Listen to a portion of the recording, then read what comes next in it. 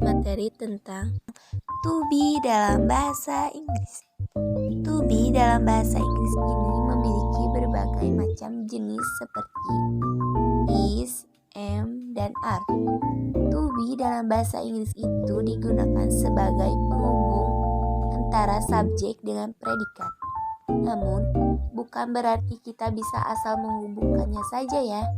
Ada yang perlu diketahui terlebih dahulu tentang to be, seperti apa yang harus digunakan sesuai dengan subjek suatu kalimat. Kita bisa lihat di bawah ini. Is digunakan jika subjek adalah orang ketiga tunggal. Kita pasti mengingat bahwa dalam setiap bahasa, sudut pandang orang itu ada berbagai jenis, bukan? Namun, pada bahasa Inggris, penggunaan is ini hanya dapat terpakai untuk orang ketiga tunggal seperti misalnya he, dia laki-laki, she, dia perempuan, dan it, kata benda. Am, dalam penggunaan to be bahasa Inggris, am ini hanya bisa digunakan untuk subjek yang mengacu pada orang pertama tunggal yang mana hanya ada satu saja, yaitu I, saya. Are digunakan untuk dua macam sudut pandang. Di antaranya adalah subjek pada sudut pandang orang kedua dan juga subjek berbentuk jamak. Untuk sudut pandang orang kedua, kita bisa mengenal subjek sebagai kata you, kamu. Sedangkan untuk sudut pandang berbentuk jamak, kita biasa mengenal subjek sebagai kata we, kita, dan they, mereka.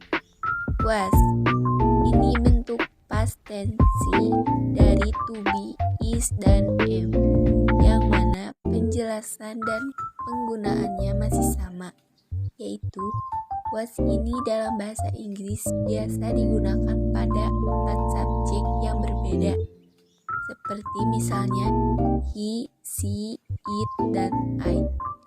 Were, ini adalah bentuk past tense dari to be, are, yang mana penjelasannya dan juga penggunaannya hampir sama, seperti penjelasan di atas, yaitu were ini dalam bahasa Inggris dapat digunakan pada 4 subjek yang berbeda, misalnya I, you, we, dan they. Untuk memudahkan menghafal dan memahaminya, berikut saya berikan tabel untuk penggunaan to be. Rumus dan contoh penggunaan to be. Penggunaan to be antara subjek dengan kata benda, noun. Untuk fungsi verba, to be dalam bahasa Inggris yang penggunaannya sebagai kata penghubung antara subjek dengan kata benda. Susunan kalimat tercantum dalam formula sebagai berikut. Dari formula tersebut, kita sudah bisa membuat beberapa contoh kalimat yang terstruktur dalam bahasa Inggris. Berikut adalah contoh penerapan dari formula di atas. Yang pertama adalah is. He is a football player. Dia adalah seorang pemain sepak bola.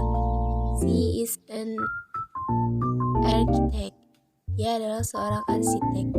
It is a cat. Ini adalah seekor kucing. Yang kedua, are. They are teacher. Mereka adalah guru. We are students. Kita adalah murid. You are pilot. Anda seorang pilot. Yang ketiga, am. I am a dancer. Saya adalah seorang penari. I am a singer. Saya adalah seorang penyanyi. I am a superstar. Saya adalah seorang superstar. Penggunaan to be antara subjek dengan kata sifat adjektif. Untuk fungsi verba, to be dalam bahasa Inggris yang penggunaannya sebagai kata penghubung antara subjek dengan kata sifat. Susunan kalimatnya tercantum dalam formula sebagai berikut ini. Dari formula yang sudah tersedia tersebut, kita pun sudah bisa membuat kalimat yang menggabungkan antara subjek dengan kata sifat seperti berikut. Yang pertama is. He is smart. Dia pintar. She is kind. Dia baik hati. The flower is beautiful. Bunga itu indah. Yang kedua are. They are diligent. Mereka rajin. You are brave. Kamu berani. You are young. Kami muda. Dan yang ketiga M. I am diligent. Saya rajin. I am friendly. Saya ramah. I am angry. Saya marah. Penggunaan to be dalam subjek dan kata keterangan adverb.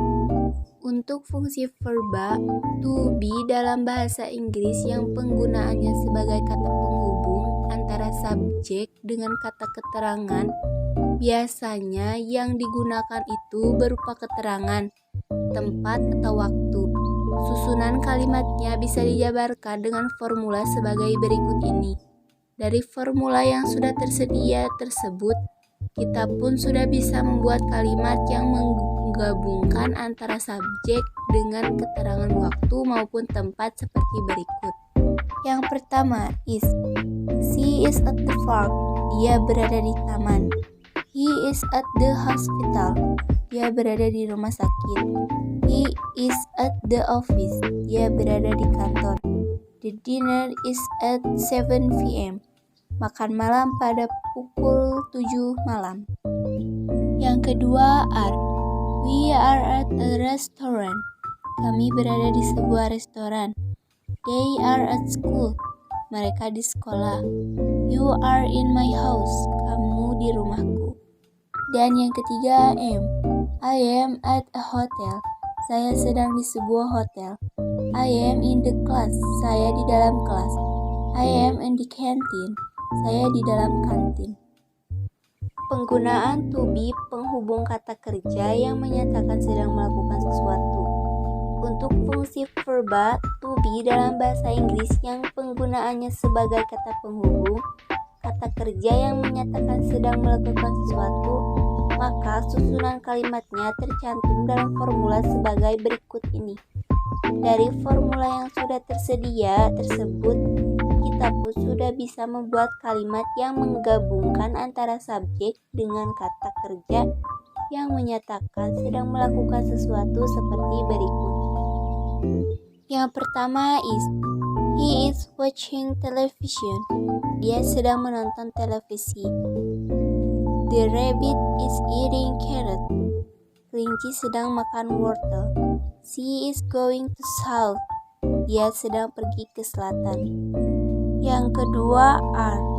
You are reading a book. Anda sedang membaca buku.